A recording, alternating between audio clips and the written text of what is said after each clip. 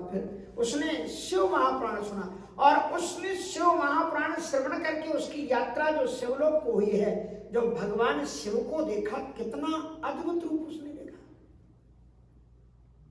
अत्यंत विष्णु सेव शिवाद सेवा मनीषम, विष्णु जी ब्रह्मा जी आदि जिनकी सेवा में लगे हुए, गणेश भृंगनंदीश वीरभद्रेश्वरादि भी उपास्यमानं सद्भक्त्या कोटि सुरेशम प्रभा।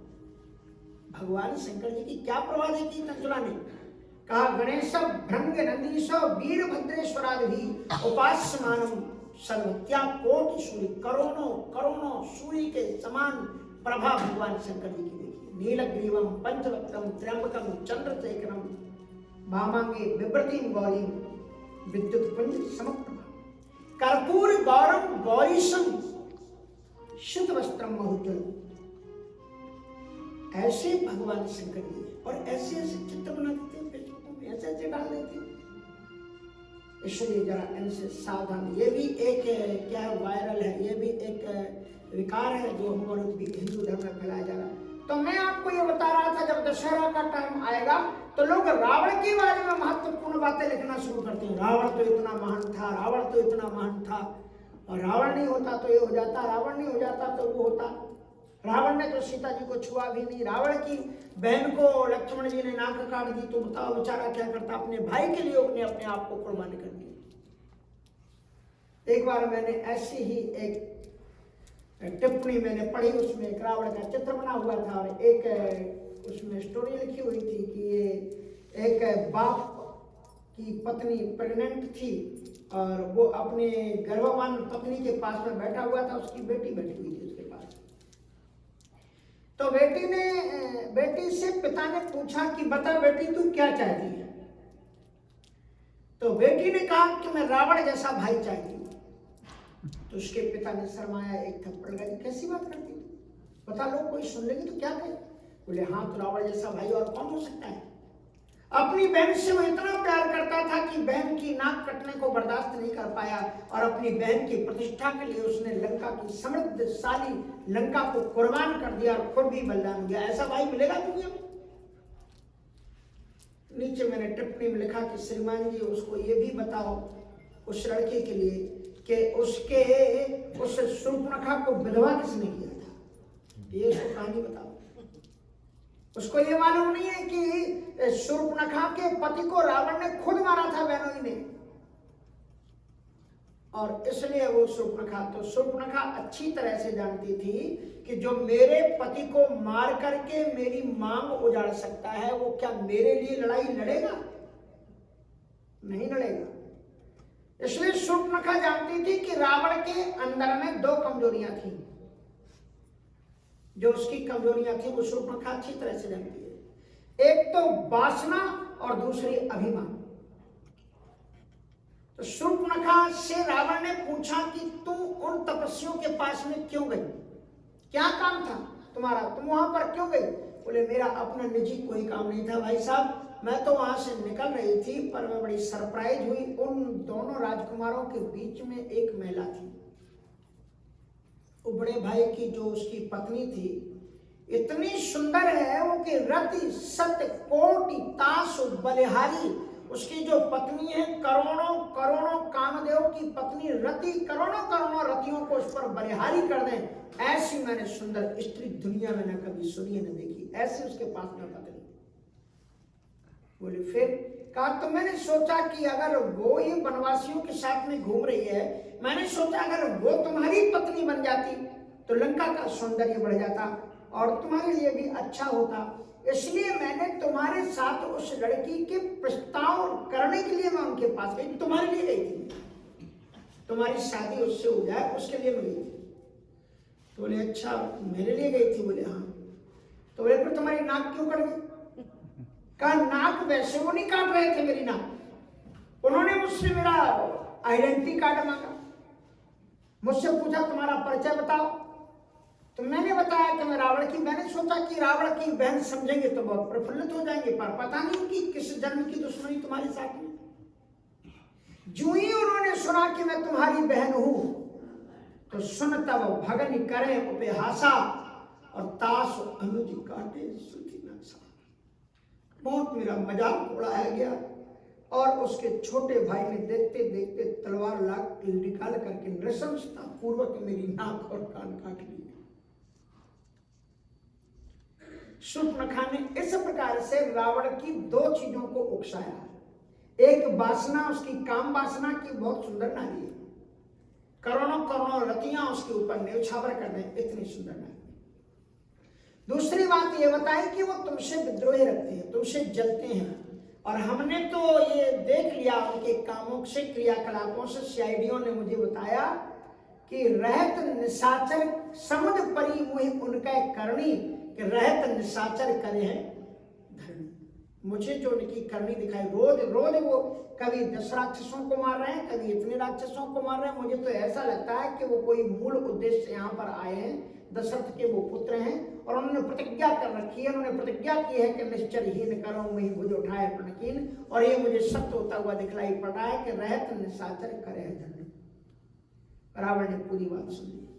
उसके बाद में फिर उसने एक क्वेश्चन और किया कि तेरी सुरक्षा में जो वहां पर सैनिक लगाए गए हैं, खरदूषण के पास तू क्यों नहीं गई? तूने खरदूषण को यह बात बताई? बोले मैं सबसे पहले भाई साहब उन्हीं के पास गई। बोले फिर क्या हुआ? क्षण महु सकल कटके उन्हें मारा, खरदूषण सुनी लगे पुकारा। क्षण महु सकल कटके उन्हें मारा, क्षण महु सकल कटके उन्हें मारा। खरदूषण सुन लगे पुकारा। जो ही खरदूषण वहां पर गए, भयानक उनका युद्ध हुआ और एक क्षण मानी एक चुटकी के अंदर में 14,000 निशाचरों की सेना को उन्होंने एकदम खत्म कर दिया। देखते देखते नष्ट कर दिया। रावण को बहुत बड़ा धक्का लगा और रावण ने कहा कि खरदूषण मोहिषण अब आप देखो यहां से। उसने शूर्पणखा से कहा कि तुम यहां से जाओ, मुझे अकेले छोड़ दो। जब कोई किसी बात से बहुत ज्यादा चिंतित हो जाता है ना, तब ये शब्द कहता अच्छा तुम जाओ, मुझे अकेले छोड़ दो। रावण ने अपनी बहन शूर्पणखा से कहा कि तुम यहां से जाओ और मुझे कुछ देर के लिए अकेला छोड़ो। और रावण अकेले करवटें बदलता रहा। रावण ने उस समय जो चिंतन किया है वो चिंतन हमें और आपको श्रवणीय है, सुनने लायक है। यहां पर उसका ये निर्णय दिखाई पड़ता है, उसने क्यों सीता का हरण किया, क्यों युद्ध किया। रावण डिसीजन लेता है, खरदूषण मोहि शम बलवंता, तेरहि कुमार बिनु भगवंता।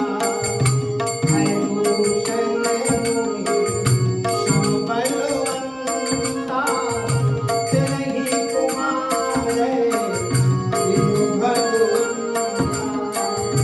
सुर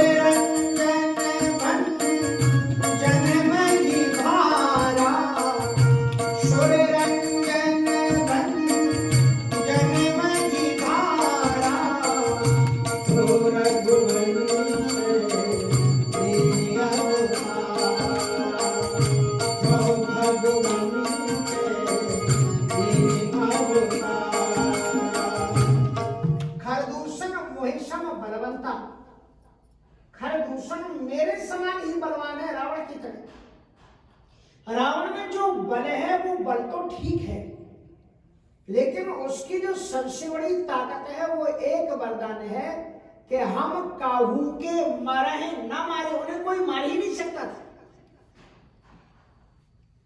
तो राम जी ने कहा ऐसा तो संभव नहीं है। वरदान मांगते समय भगवान नारायण ने कहा कि ये मृत्यु लोग है, मृत्यु लोग में जो पैदा होता है उससे तो भगवान भी आते हैं, तो कुछ दिन लीला करने के बाद में वो भी अपने दिव्य धाम चले जाते हैं। मृत्यु लोग का मतलब ही होता है यहाँ पर जो भी चीज तुम्हें दिखलाई पड़ती है एक दिन इसको मरना है, समाप्त होना है। तो ऐसा तो हो नहीं सकता कुछ तुम विपरीत वरदान मांगो। तो उसने कहा कि हम काहू के मारा ही न मारे, और विकल्प दे दिया बानर मनुज जात दोई बारे। बानर और मनुष्यों से मुझे कोई डर नहीं लगता, क्योंकि रावण की दृष्टि में बानर और मनुष्य बड़े छोटे हैं और अभी देखो यहीं पर कहा गया रिपुरोज पावक अग्नि अहि। रिपु और दुश्मन को कभी छोटा नहीं समझना चाहिए। और वो कहता है कि बानर मनुज नर कपि भालू आहार हमारा। ये बानर भालू और मनुष्य तो हमारे आहार है। मैं तो इनको जैसे लोग भुने हुए चने चबाते वैसे ही मैं खा जाता हूँ, ये क्या करेंगे। इसलिए इनसे मुझे कोई डर नहीं किसी प्रकार का। तो वो कहता है कि इसके पास में ऐसा वरदान है जिस वरदान के कारण कोई उसे मार नहीं सकता। तो इस कारण से वो नहीं मर रहा है। तो ऐसा ही एक वरदान खरदूषण के पास में भी है। कल मैंने आपको बताया था कि उनको ये वरदान प्राप्त था कि उन्हें परस्पर ही कोई मार सकता था, भाई ही उन्हें कोई मार सकता था, दूसरा कोई दुश्मन उन्हें मार ही नहीं सकता था।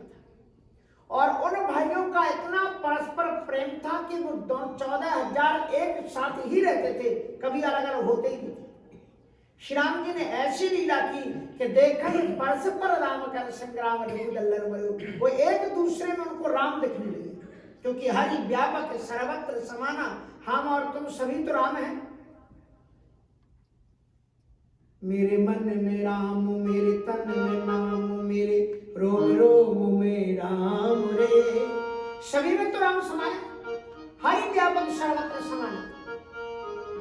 इसलिए वो कहते हैं कि हरि भगवान तो सर्वत्र व्याप्त हैं। तो भगवान ने देखा है परस्पर राम, उन्होंने सभी में राम को दिखाया। तो खरदूषण मोहि सम बलवंता, खरदूषण मेरे समान ही बलवान है। तिन्हें को मारे बिन भगवंता, बगैर भगवान के उन्हें कोई मार ही नहीं सकता। लेकिन यदि इन्होंने खरदूषण को मार दिया है तो कहीं ऐसा तो नहीं कि सुर रंजन भंजन वही भारा, देवताओं की रक्षा करने के लिए और पृथ्वी का भार उतारने के लिए जो भगवंत ने अवतारा, कहीं भगवान का अवतार तो नहीं हो गया। अगर ये भगवान है तो रावण ने जो निश्चय किया लड़ाई का, किस लिए किया कि यदि ये भगवान का अवतार हो गया है तो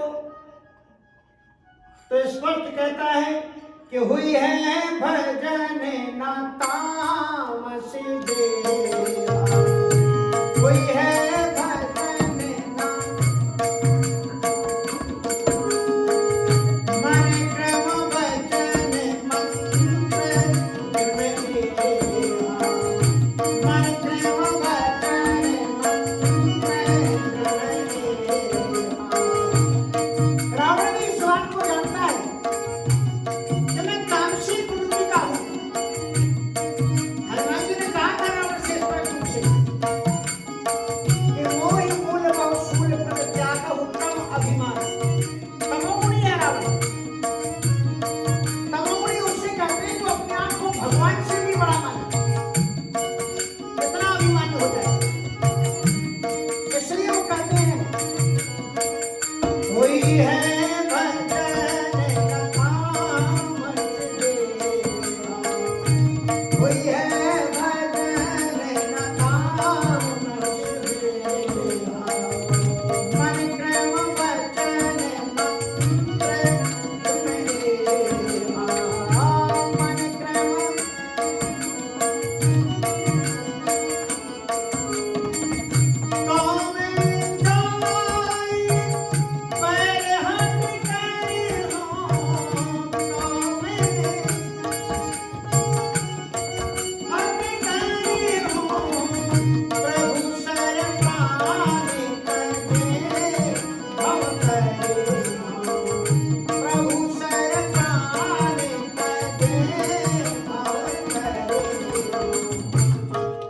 सचमुच में भगवान का अवतार हो गया है तो मैं जाए बैर हट करे हूं, तो मैं हट पूर्वक जानबूझ करके उनसे दुश्मनी करूंगा ताकि मेरा उनसे युद्ध हो जाए। और यदि युद्ध हो गया, उनके बाणों के द्वारा यदि मैं मारा गया तो निश्चित रूप से प्रभु सर प्राण तजे भव तरम, भगवान के कर कमलों से निकले हुए परम पुनीत बाणों के द्वारा मुझे भव सागर से मुक्ति मिल जाएगी।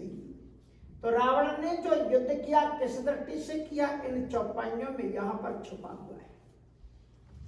उसने शूर्पणखा के नाक के लिए नहीं, उसने अपने उद्धार के लिए। लेकिन एक विकल्प है उसके जीवन में, हो सकता है यदि ये भगवान ना हुए तो फिर मैं क्या करूंगा? कहते हैं जो नररूप भूप सुत कोयु तो हरिहो नार जीत रन दो। यदि सचमुच में राजा के ही पुत्र हैं और केवल बलवान ही हैं तो भी मैं युद्ध करूंगा और रणभूमि में दोनों भाइयों को जीत करके उनकी पत्नी को मैं अपहरण कर लूंगा, ले लूंगा। तो ऐसे प्रकार से रावण ने अब ये जानना चाहा कि मैं जरा क्लियर कर लूं कि ये भगवान है कि नहीं। तो पहले उसने सोचा कि यदि भगवान होंगे तो भगवान तो सर्वज्ञ होते हैं, सर्वज्ञ माने उनसे कुछ भी छुपा हुआ नहीं रहता। इसलिए उसने निश्चय किया कि मैं क्यों ना मारीच से कहूं कि वो स्वर्ण मृग बने, और अगर ये भगवान होंगे तो जान जाएंगे कि वो मार देंगे, नहीं तो फिर मैं समझ में आ जाएगा कि ये भगवान नहीं। तो इधर क्या हुआ कि जब खरदूषण का वध हो गया तो प्रभु श्री राम जी ने लक्ष्मण जी से कहा कि बेटा जैसे कभी कभी आप लोगों को घर में नहीं होता है कि अब यहाँ अमेरिका में तो जरूरत नहीं पड़ती, कोई जरूरी काम आपको बात कोई पत्नी से बात करनी हो तो बच्चे से कहते बेटा जाना ये सामान ले आओ, और सामान लेने के लिए गए तो आपने पत्नी से जो भी कोई बात करनी है तो भगवान श्री राम जी ने लक्ष्मण जी से कहा लक्ष्मण एक काम करो, बोले क्या? जरा कंद फूल फले। अब लक्ष्मण गए बनही जब लैन मूल फल कंद जनक सुतासन बोले देह से कृपा सुख वृंद। उसी समय लक्ष्मण जी महाराज से जब लक्ष्मण जी महाराज कंद मूल फल लेने के लिए गए, भगवान श्री राम जी सीता जी से जनक सुतासन बोले देह से कृपा सुख वृंद। उन्होंने कुछ कहा, क्या कहा कि तुम पाव के महु करहु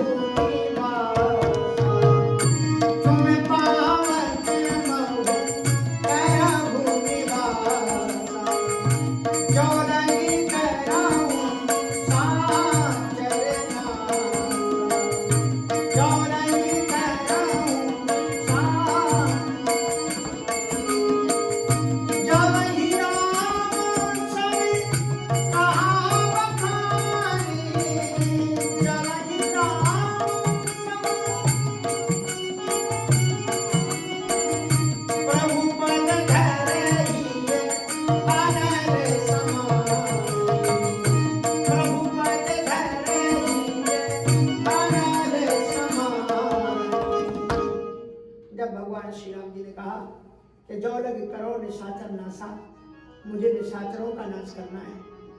तो सीता जी ने कहा कि क्या आप मेरे सामने नहीं कर सकते? मेरे सामने भी तो भी आपने इतने राक्षस मारे, तो मार लेना, मुझे क्यों बाहर हटा रहे हैं? तो सीता जी बात उन राक्षसों की नहीं है। बोले तब कब वो राक्षस तुम्हें वैसे भी मार दूंगा, लेकिन दूसरे राक्षसों का वध करना है। ये दूसरे राक्षस कौन थे? जो हृदय के अंदर कुप प्रवृत्तियों में बैठे हुए। असल में क्या हुआ, एक बड़ी प्यारी घटना है, आपने सुनी नहीं होगी, मैं आपको थोड़ा सुना। अरण्य में प्रभु श्री राम जी जब पधारे, पहले तो सारी दुनिया में हल्ला हो गया कि अखिल कोटि ब्रह्मांड नायक परमात्मा जो निर्गुण है, निराकार है, अव्यक्त है, अगोचर है, वो सगुण साकार बनकर के अवतरित होकर के आ गया धरती पर, मनुष्य बन के अवतार ले गया। अब वही परमात्मा विवाह के बाद में जब उसका वनवास हुआ तो ऋषिमुनियों का रूप धारण करके वो जंगल में आ गया। तो अगर कोई दाढ़ी वाला प्रधानमंत्री राष्ट्रपति बने तो दाढ़ी वालों को खुशी होती कि नहीं होती? खुशी होती है। हमारे योगी जी हैं तो सब खुश होते हैं कि बाबा जी एक मुख्यमंत्री। हाँ, नहीं तो बाबा जी बहुत राजनीति में आए लेकिन ऐसा कोई चमकदार कोई काम ही नहीं कर पाए।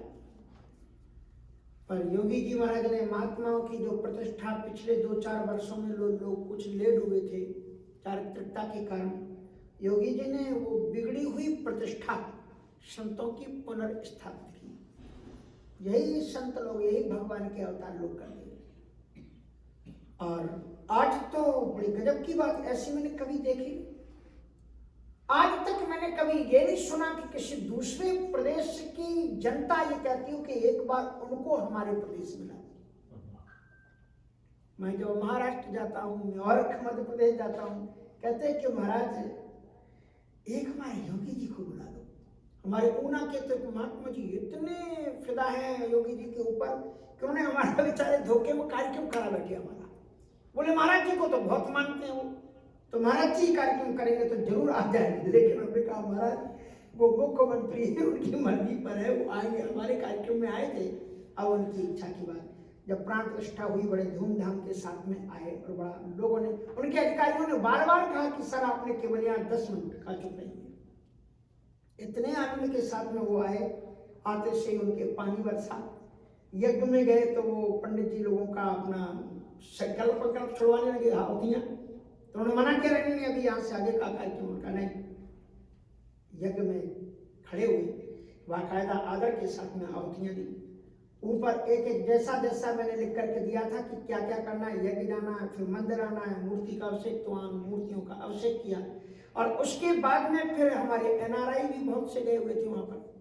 उन लोगों ने कहा कि सर हम अमेरिका से आए हुए, थोड़ा हमारे साथ में फोटो ले। हाँ आपके साथ में जरूर फोटो खिंचाएंगे। धैर्यता बड़ी चीज होती है। और आकर के स्टेज पर जब बैठे तो 45 मिनट उस व्यक्ति ने वहां पर दिया, देश की जिसकी मुख्यमंत्री की बात हुई। तो ऐसा एक व्यक्तित्व जो धर्म को अच्छी तरह से जाने, वही भारत पर राज्य करने योग्य है, क्योंकि भारत एक आध्यात्मिक देश है।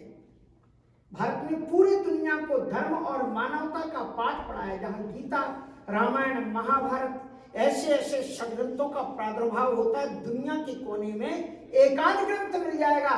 दूसरे धर्मों के पास में एक संत, एक कंत, कंत मानी इष्ट देव, एक संत, एक कंत और एक ग्रंथ और एक पंथ।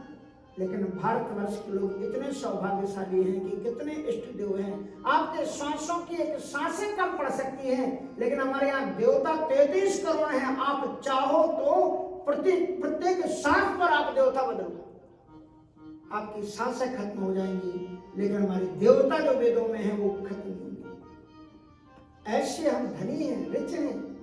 लोगों के पास में एक ग्रंथ, लेकिन सनातन धर्मावलंबियों के पास में कितने ग्रंथ? 4 वेद। वेदों की पूजा होनी चाहिए। ये तो बड़ा सौभाग्य की बात है कि स्वामी गणेशानंद जी, गणेश क्या नाम है, गंगेश्वरानंद जी महाराज ने कितनी सुंदर परंपरा को स्थापित किया। ये देखो वेद भगवान का दर्शन।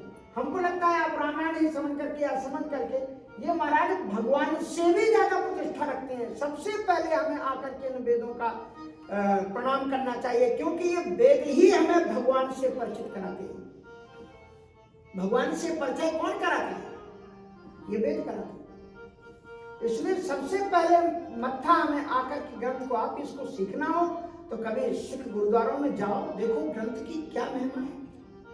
चमड़ डुलाते हैं, कोई भी आता है बैठता है चमड़ डुलाता है। आप कभी चमड़ डुलाते हो?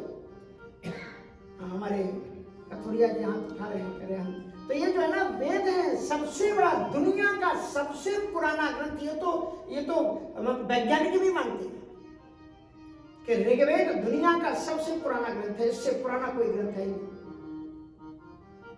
ऐसे ये वेद का दर्शन, उनको मत्था झुकाओ, उनको प्रणाम करो। और वेद आप पढ़ सको चाहे ना पढ़ सको, लेकिन वेद ग्रंथों को खरीदना जरूर, अपने घर में रखना जरूर। क्यों? क्योंकि अगर आप खरीदोगे नहीं तो ये जो प्रकाशन है वो छापना बंद कर देंगे। क्योंकि वो कोई ऐसे थोड़ी, उनको अगर पुस्तक छापें और वो कोई खरीदे नहीं तो वह तो अभागे की बात है कि हमारे पास में वेद जैसे ग्रंथ, लेकिन हम खरीद के अपने घर में ना रखें। तो आप उनको डरो मत। कोई कहता है तुमको नहीं रखना चाहिए, उसको नहीं रखना चाहिए, उन पर सबका अधिकार है, सब रख सकते हैं।